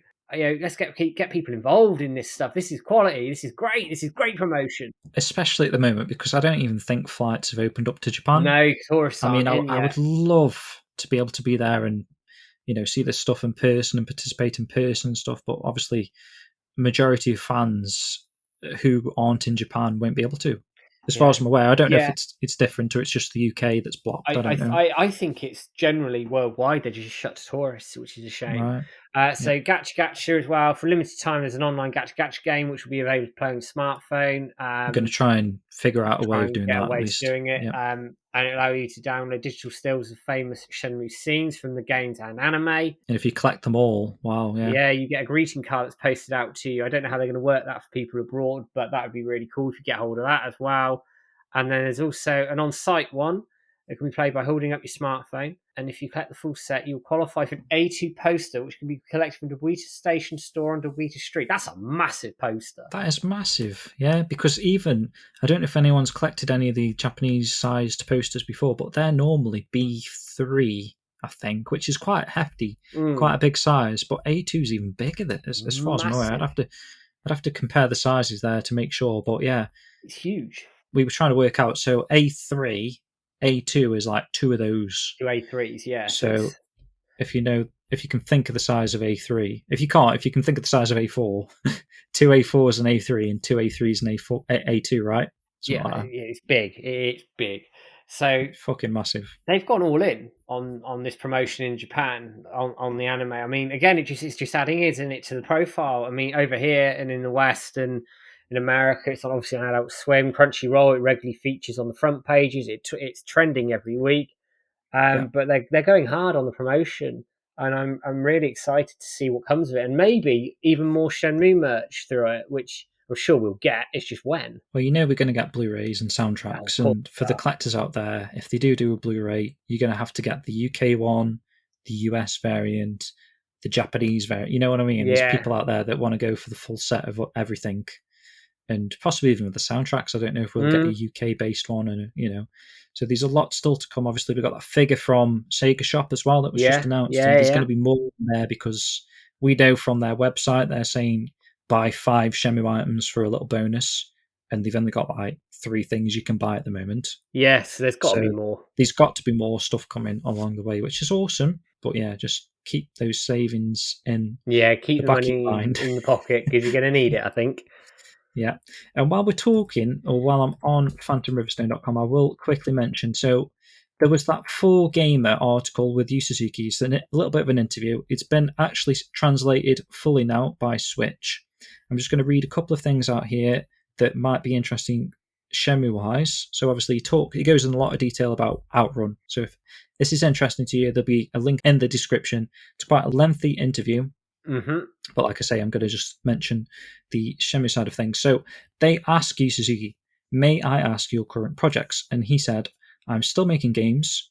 I hope to have something to announce by the end of the year, so keep an eye out. So that's nothing new. But then they go on to ask him if he's designed something that he likes, which he then responded by saying that F355 Challenge, which is obviously a Dreamcast game. I think it was in the arcades as well, actually. It was, I think. Most people remember it from the Dreamcast release. So he said that the F355 Challenge is the only game that is a direct reflection of what he likes. Most of the titles that he's taken on have just been solely to address particular needs or themes rather than what he likes. So he doesn't have any preference to regards to subject matter now or in the past. He's not been particular about genres or platforms. So once he decides what he wants to do, he works hard towards that goal. And that feeling has probably never changed. So 4Gamer, based on that, they then say, so you most recently released Shenmue 3. So do you have any plans for the next one in the series? And he says he would like to if he gets the chance.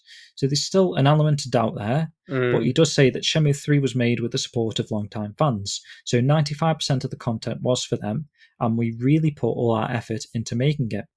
Therefore, satisfaction was reasonably high amongst the core fanbase, but I am aware that some aspects felt tedious to those who hadn't played the old Shenmue games.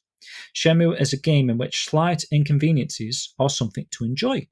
So people who weren't used to user-friendly modern open-world game systems may have felt confused. That could be so people who are used to modern-friendly open-world systems actually rather than weren't. I might have to mention that to Switch. She might have made a little typo there. Just noticed as I was reading that. But he's saying that if there is a next game, I would like to make it for new players as well as the core fans.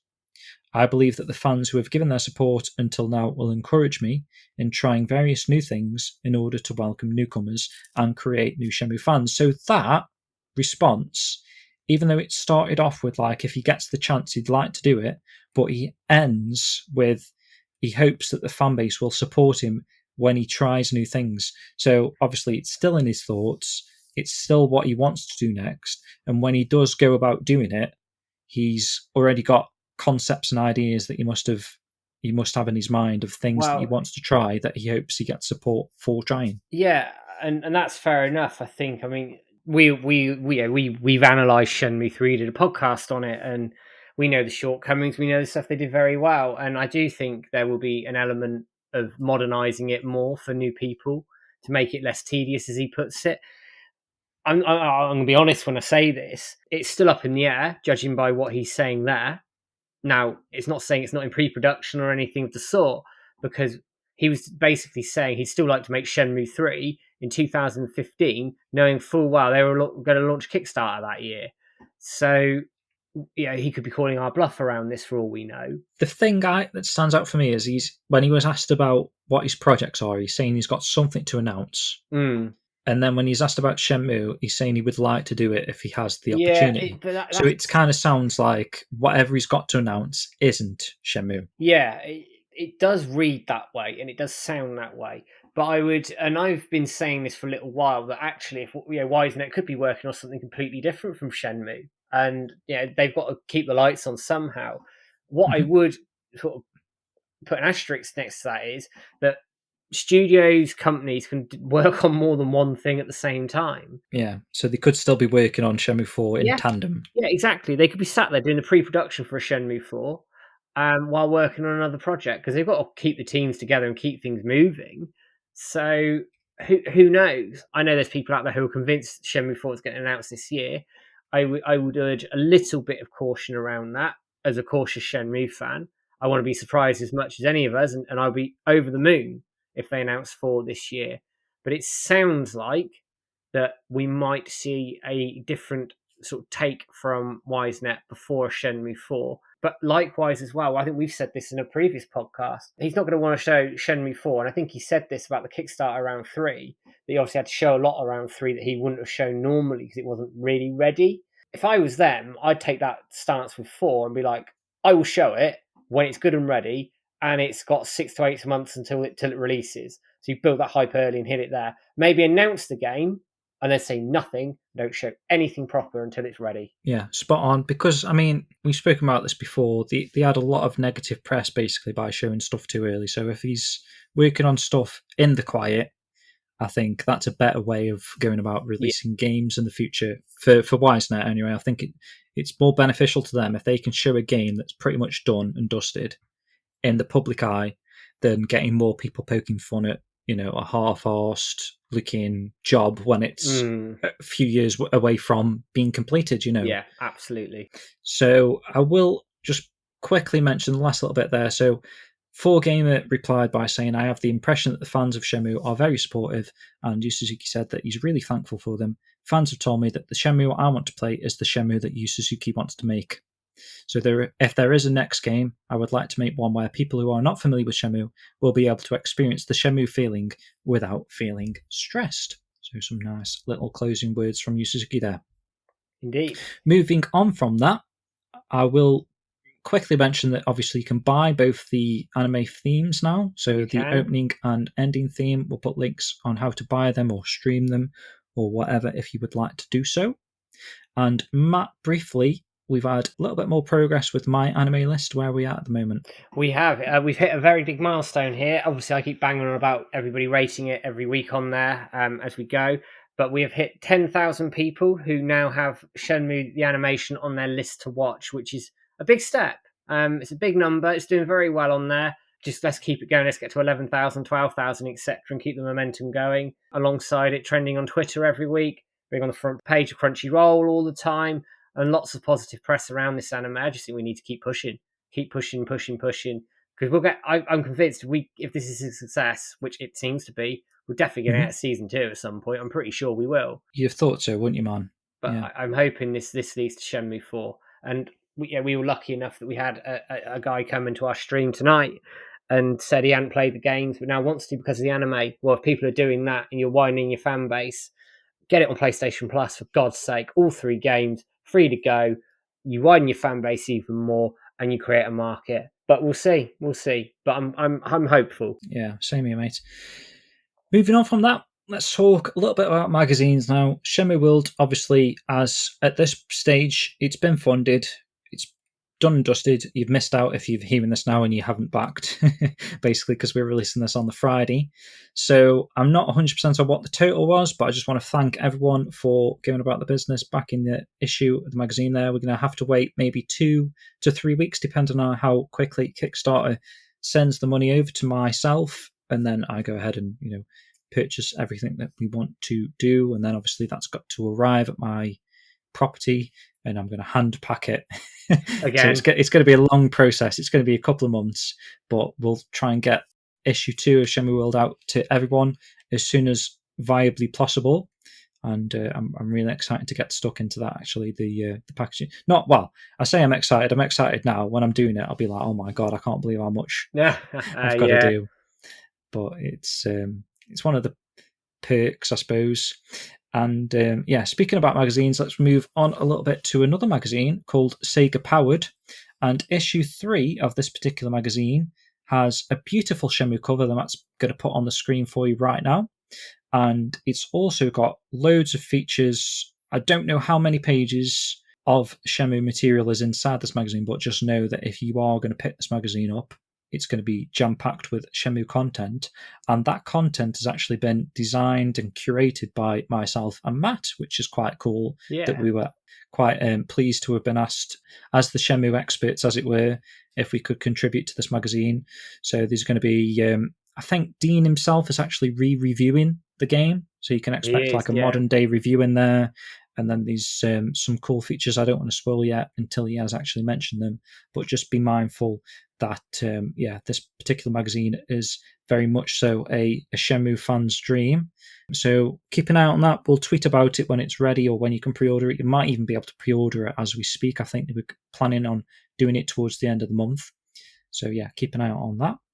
We've had an update from Big Wax, Matt. Yeah, this is a bit disappointing, actually, because not long ago they sent a message out going, pretty much ready to ship, confirm your addresses.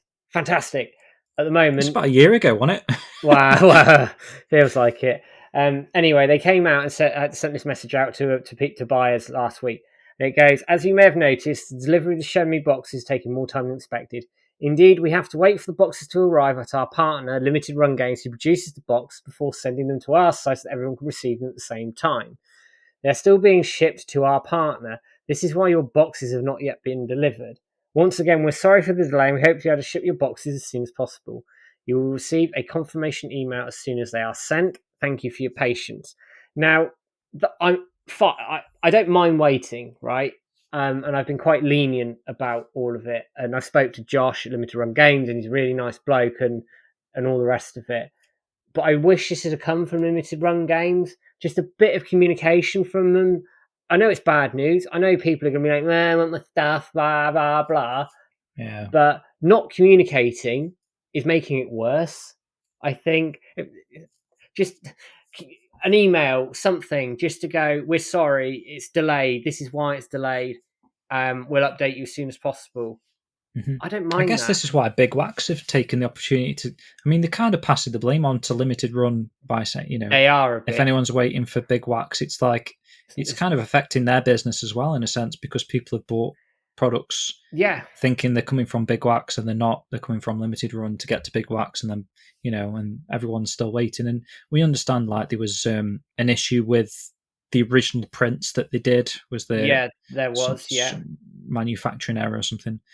And we also know how difficult it is to get vinyl at the moment, and especially when you're expecting to get 11 vinyls per box. That's a lot of vinyl. So we understand the delays, and Shenmue fans, of course, are always okay with delays and waiting around and stuff. But yeah, I think, like you say, communication with everything, every project, everything is key. I just think even if it's bad news. Yeah, just a bit of, we're sorry, we know it's taking longer than it should do. We're working on it. I don't mind that. I can take that. But I think what people are upset about is obviously you're paying your money up front. And it's been a long, long time since we've had a lot this of money, sort of actually. stuff. But put it this way, I get where people are coming from. I'm not the type of person who's going to jump up and down and shout about on social media about it. It is what it is. The thing is, Matt, we know we're going to get it at some point. It doesn't matter when it comes. Essentially, you trust Big Wax, you trust Limited Run Games to deliver. They've never not delivered. So when you get it, it's going to be a quality product. It's just been ongoing and ongoing, and it's still ongoing, and we still don't really have a confirmed release date or a confirmed date of stuff actually happening. It's going to be a surprise, and it's going to be probably like, all of a sudden, we're shipping this product now, and it's going to be like, okay. Yeah, and I'm keen to get this stuff. I'm as keen as anybody to get this stuff. I can understand people being a bit aggrieved about it now, but I will also caveat that with, there's no need to be rude and an arsehole about it, right? There really isn't. I'm peed, you're pissed off about it, but we get on with it, and treat them with some sort of respect, at least. I mean, people who work on customer service side of stuff, who are going to be bearing the brunt of this, like the complaints and things like that. Having worked in customer service for a long time before I sort of hit my career, I can sympathise, put it that way, with them. So by all means, voice your discontent and ask those questions, but please just be respectful, people, because I have seen some quite horrendously worded things on social media, and it's not needed. No, exactly. Be considerate, and we'll get the products eventually, and there'll be great products as well. You've got nothing to Yeah, worry they'll about be there. great. They'll be awesome when they get here. Yeah. So next up, we've got a small hotfix for Sukapass on Android. We had a couple of reports from people who were receiving crashes in the character information area, I think. So go look for that. That should hopefully fix your problems. That was just an isolated Android incident, only for like 2 people. So I don't know if that was like more widespread than that or not. We don't really know, but Switch has made a fix, so go download it. Matt, you've interviewed a couple of people since the last episode. So obviously we were talking about Adam Scipione last episode. In between that and now, there's already been an interview, and you've interviewed someone else that is lined up for the very near future. So if you want to talk about both of those just quickly. Yeah, so yesterday, if we're recording this on Sunday night, I released the interview with Guizang's English voice actor Jeremy G. We talk about the recording, his career, etc. Jeremy was awesome to get on the show. Thoroughly enjoyed having him on. So that's out there now. So make sure you go and listen to that. It's about half an hour worth. Good sort of thing to sort of bob along to as you're walking to work or something. Mm-hmm. And the next one that will be coming out, I haven't got a defined time yet. Although I finished editing the audio this afternoon, I interviewed James Marler, who is the English voiceover for Goro. And again, that was a really fun interview to interview James as Goro and talk through some of his favourite scenes, some of the research that he did into the character, and sort of really wanting to nail that down. So that will be coming in the coming weeks. Yeah, that's one that I haven't actually listened to personally yet. I think you only sent over the link to me today, so yeah, it was today. Get around to that. I'm looking forward to that one. So check those out, guys. And I guess that's it for the news. I mean, we've got Shenmue content coming out of every orifice at the moment, it seems. I know. Across the spectrum. Shenmue community content from the likes of Phantom Riverstone we mentioned here. We've got Shenmue Forever constantly throwing out loads of stuff on Twitter and all sorts of social media platforms. I think he's everywhere. You've got Shenmue Master releasing articles and stuff like that these days. Alfonso from Sega Saturno, I think he's got his own Spanish featured podcast talking about Shenmue. I don't know what he talks about actually, because I haven't actually tuned into that, all being in Spanish.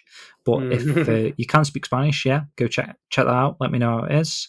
AM2 podcast guys, they're doing one per episode at the moment as well. Always a great listen. Sega Bits are doing, I think that's more over on YouTube. They're doing like an after show for each of the anime episodes. Mega Visions are doing some series roundups as well. I think they've just done one on episode 5 and 6, so they're a little bit behind, but hopefully they'll catch up. But really great listens. And I think actually, was it that one? I think I saw Scribe mention, I haven't heard it yet, but they've got the voice actor of the street performer guy. Oh, yes, I did see that. I can't remember his name, but I did see that interview's kicking around. Yeah, so yeah, if you're interested in that, go check that one out. And obviously we've got the features and magazines and books like Lost in Cult's Lock-On Journals. There's a Shenmue article that I wrote in that one that you can go pre-order right now. Got the Sega Power magazine I just mentioned, and there's just loads and loads more than we're not trying to forget anyone. There's just so much happening right now, so just embrace it, because after these next 5 episodes, we might have a little bit of a lull. Obviously, we've got the next Shenmue Day tweetathon coming at you. When you actually listen to this particular episode of the podcast, it's going to be this coming Monday, just a few short days away. Just so much happening, mate. And, later on the year, we're planning to stream a few gaming events, possibly this year, man. Yeah. Just on the off chance Shenmue 4 appears, fingers crossed. Yeah, we'll do Gamescom. We'll do any of the sort of the Sony events that are popping up here or there. And it's good fun, actually, to get a crowd in, chat games, and see what's really comes out. I mean, I had quite a good reaction to when they announced Knights of the Old Republic, actually. So if you want to see a reaction to non-Shenmue games as well, come along. It's good fun. Good fun. Yeah. Good fun. Definitely. So with that being said, let's wrap up the show with a couple of forum posts from people over on the Shenmue Dojo forums, of course, and what they thought about the previous episode, episode 7 Future. So first off, we have Sheephead, who says, another great episode. Crazy that we've had 2 episodes now pretty much dedicated to a single wood each. I will mention, just I'm thinking about it now, I was going to mention that. So I don't know if you noticed in the song, Matt, in the lyrics, I used all 3 variants. Yes, you did. I did notice voodoo that. Pretty funny. That's what I say, voodoo. What do you say? Do you say wood or voodoo? I say wood. You say wooed, okay. So I've always said voodoo. I don't know why, whether they say that in Shenmue 2, possibly, the English dub, what they were saying Do in voodoo. English dub, voodoo, and Okay. or in the English dub, wooda. Wooda. So I mentioned wooda as well from the anime, of course, and obviously wooed is, I think, how most people probably read the word. Yeah, I don't know how to say it, though. I took it literally like that, but it doesn't matter. No. Sheep also says, I wonder if they will keep this pace for the remaining 2 woods, and then it ramps back up for the finale. So the final scene of the episode, paired with that grand music, it really managed to carry a lot of emotion for some reason. Really caught him off guard, but he loved it. He cannot wait to hear the full version of that track when the OST releases. Which track is he on about there? Is he on about the from that scene about the wood or something? Right at the end of the episode, I can't hear it in my head now. I'd have to go and watch it again to hear the music. But I mean, the soundtrack in this anime is ridiculous anyway. So Yeah, 100%. Give me an OST. Give it now. Right, we then move on to Terry Tasoi. I hope I pronounced that right. The theme future is certainly embedded well in this episode. The future that Ryo needs to learn all 4 Wood, which is an essential element of Shenmue 2. The future that Ryo and Ren are going on an adventure together for the rest of Shenmue 2, 3, and even 4, if we get the game. I like the way how this episode enhances the story's Onquan. Completely agree. Yep. And it looks like Joy is playing a bigger role in the anime as Nozomi did, guiding Ryo to find the Wood G. I'm looking forward to more interaction between Ryo and Joy. P.S. There is great attention to detail by the anime team again. The name of the newspaper and the beer look very similar to the popular ones in the 1980s in Hong Kong. Ooh. Well played. Don't know about the newspaper, but yeah, the beer, San Miguel. Yeah. I was getting made fun of for the pronunciation of Miguel. San Miguel, but whatever. I just drink the stuff. I don't read the labels. Beer, actually. I quite like it. Yeah, I quite like it, actually. Which leads us into Hiki, who says, I saw the episode again. So I think she did quite a lengthy post, which I didn't want to read out the whole thing. So go over to the forums and check that one out. But she did leave a second post after watching the episode again. And she says that she's so emotional. The last scene's about Zhoushan Juan talking with Ryo about Zhongquan Ba and the Wu Ji. The soundtrack in the scene is so sweet, beautiful and emotional. In the last scene with Shuing, the soundtrack is beautiful as well. It would be nice, a Shenmue soundtrack release, which I think we'll get. I definitely think we'll get that. To me, every time Ryo learns important things about the martial arts, the story progresses a lot as well. Like I said in my previous post, character development for Zhongquan, Ba and Ryo in this episode, the full Wudu, is one of my favourite things about Shenmue 2, and the anime team is doing a wonderful job in relation to this. Beautiful. Okay, so we then come on to Amber G, and who says, weren't those conversations between Ren, Joy, Fangmei and Zhuing a gift? Yes, absolutely.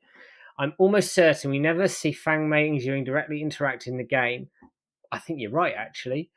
So much was conveyed about the relationship in less than a minute, a sense of mutual respect, but also familiarity. Fangmei's line, I sensed your room would need cleaning, I read as an earnest poke at Zhuing's untidiness, and adds that delightful cheekiness to Fangmei's character, which we didn't see so much of in the game. Teasing Zhuing may only be a freedom that Fangmei enjoys. Yeah, very true. Plus a gentle teasing of Ryo's insufficient kung fu, serious, laugh out loud, dude, you got your ass handed to you. I like that energy from this kid. Hanhui scolding her for butting into Ryo and Zhuing's business, but then later seeing them eavesdrop together outside Zhuing's room was delightful. Love that we get to see this almost stern parent, pesky child dynamic between Hanhui and Fangmei. I love the short flashbacks of Zimming. They are enough to capture how haunted Zhuing is. That's a good word, actually. For haunted, this. Yeah.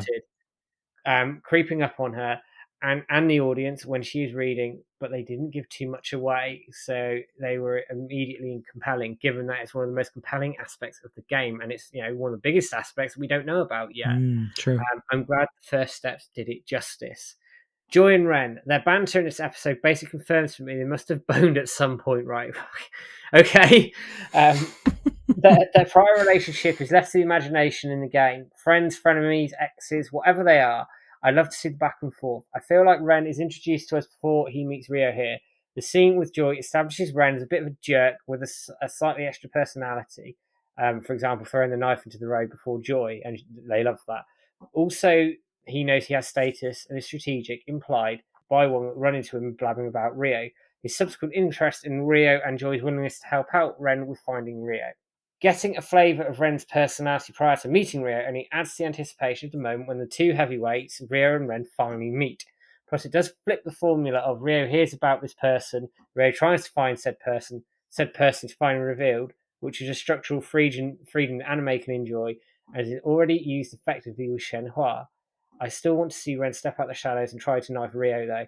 That reveal still gives me goosebumps each time. Yeah, and that's kind of what you're saying. You hope that maybe we see the barber scene, and then Ren kind of does the same sort of thing with his knife, and may the gods be with him. But yeah, thanks very much everyone for your comments over on the forums. We've only got time to read out 4 today, but great comments all the same. Go over and leave some more on the latest episode, and perhaps we'll read them out on the show this time next week. And once again, for another week, that is a wrap. So thanks everyone for your ongoing support. Thanks for sticking around until the end of the show to even hear these messages. We do really appreciate everything that you guys do. It kind of makes doing these shows, all the streams and all the content that the dojo produces, all worth it. We're going to end the show with one of my favourite pieces of music. Always gets me into a bit of a hyped mood. It's Lionheart. Take care, everyone. Take care and goodbye.